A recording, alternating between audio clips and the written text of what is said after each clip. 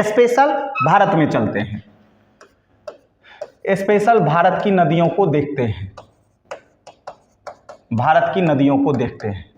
जब भारत की नदियों का बात करेंगे तो यहाँ आपको जो मिलेगा, एक नदी को बोलते हैं हम लोग हिमालय नदियाँ।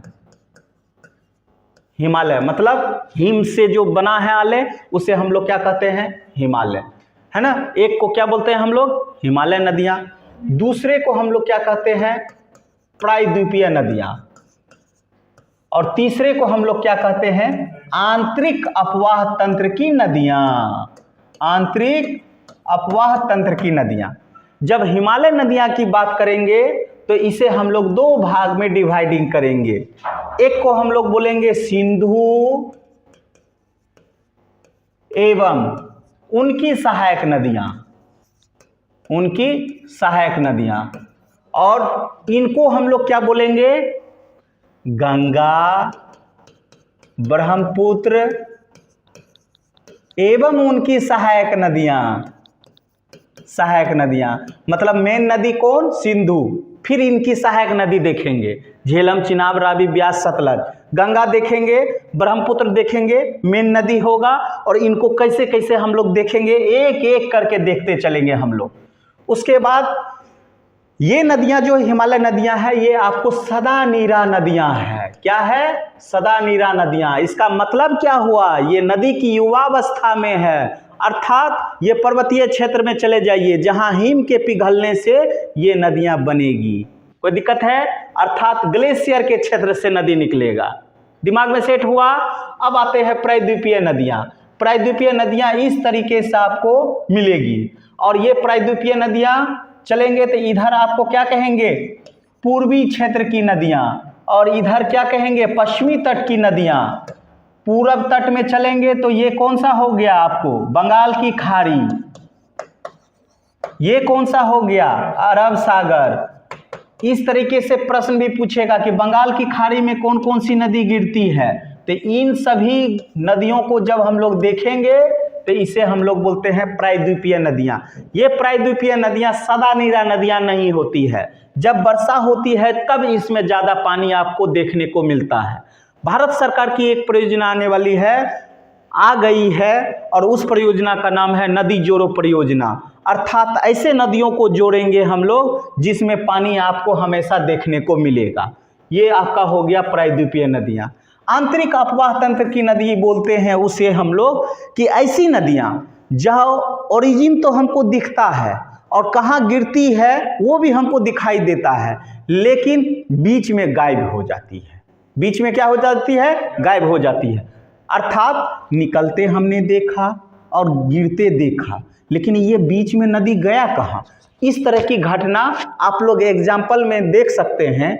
जब बालू होता है, बालू में आप लोग पानी डालते हैं तो आपको पानी डालते हुए तो देखा, लेकिन ये बालू में पानी गया कहाँ, बालू में पानी गया कहाँ, ये कोई नहीं देखा।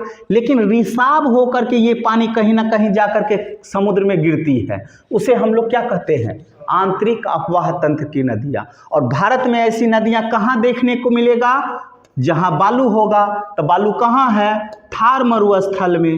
अर्थात इस मरुस्थलीय क्षेत्र में जो नदियाँ होगी वो नदी कैसा होगा, आंतरिक अपवाह की नदियाँ होगी। दिमाग में सेट हो गया यहाँ तक।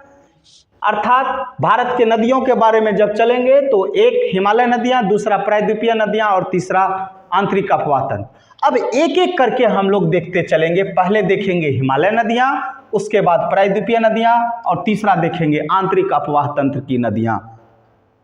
यहाँ तक कोई दिक्कत है यहाँ तक, नहीं ना।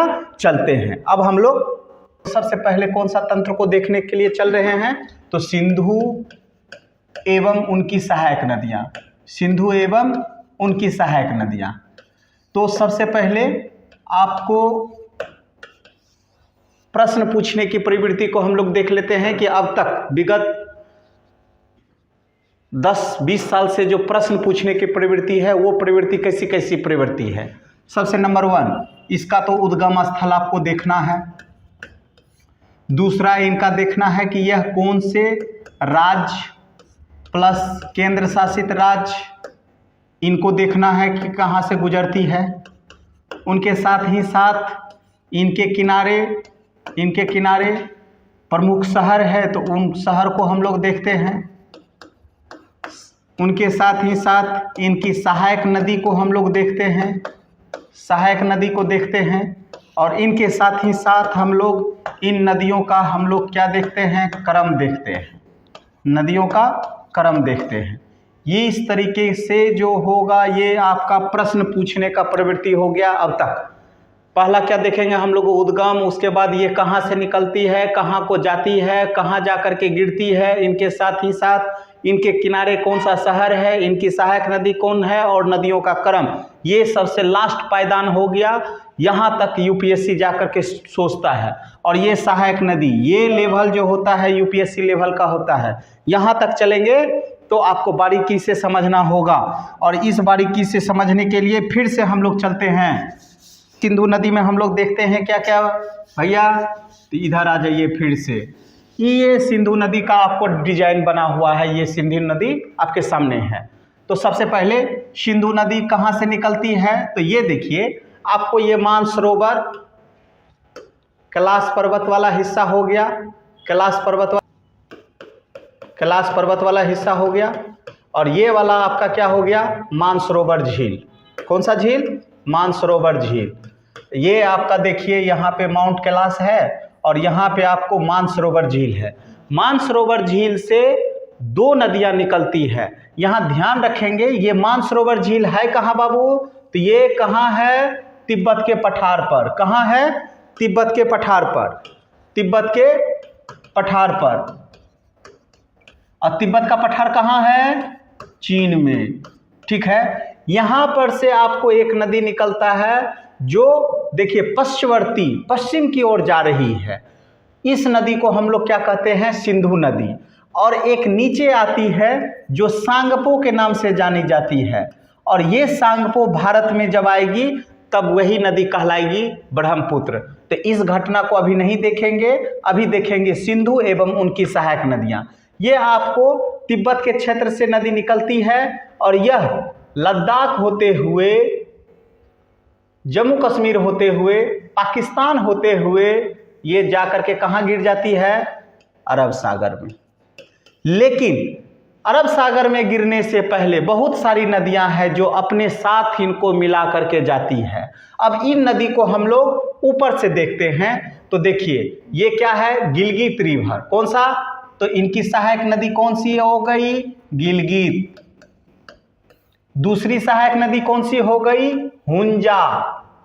कौन सी नदी, हुंजा। फिर चलते हैं हम लोग श्योक। ये आपको बहुत बार क्वेश्चन पूछा है, श्योक किसकी सहायक नदी है, तो सिंधु की। फिर चलते हैं तो आपको नुब्रा, नुब्रा ये नदी याद रखेंगे। गिलगित किसकी सहायक नदी, तो सिंधु की। हुंजा किसकी सहायक नदी, तो सिंधु की। फिर श्योक और नुब्रा, ये नदी आपको चलेंगे तो उत्तर की ओर से नदी आकर के मिल रहा है। अब नीचे दक्षिण की ओर चलते हैं तो दक्षिण की ओर से इसकी सहायक नदी JCRVS, जे से झेलम, C से चिनाब, R से रावी, B से ब्यास, S से सतलज। फिर से एक बार रिकॉल कीजिए, रिकॉल। पश्चिम उत्तर की ओर चलते हैं तो एक गिलगित, हुंजा, श्योक, नुब्रा, ये भारत में सिंधु की सहायक नदी है। इनके साथ ही साथ एक और नदी है जो उत्तर से आकर के मिलती है और वो पाकिस्तान के क्षेत्र में है। ये काबुल के क्षेत्र से एक नदी निकलती है और उस नदी का नाम है काबुल नदी। और ये किसकी सहायक नदी है, तो सिंधु नदी की। इसकी उद्गम स्थल कहाँ है, तो अफगानिस्तान के क्षेत्र से। विश्व का एकमात्र शहर जिसकी राजधानी नदी के नाम पर रखा गया है, विश्व की ऐसी राजधानी जो नदी के नाम पर रखा गया है। और काबुल किसकी सहायक नदी है, सिंधु नदी की। किधर से मिलती है, उत्तर की ओर से। कोई दिक्कत है, तो ये उत्तरवर्ती नदियां हो गई। ये सभी जितना नदियां हो गया ये भारत का हो गया और ये आपको किधर का हो गया, पाकिस्तान का हो गया। लेकिन है किसकी सहायक नदी, तो सिंधु की। अब हम लोग स्पेशल चलते हैं तो हम लोग चलते हैं किधर, दक्षिण की ओर। और वो कौन कौन सा नदी है, झेलम, चिनाब, रावी, ब्यास, सतलज। फिर से बोलिए बाबू, इस नदी का क्रम आपसे पूछ देगा, पहले कौन सा आएगा, झेलम। अब ये देखिए, इनका ओरिजिनल स्थल हम लोग बताते चलते हैं आपको।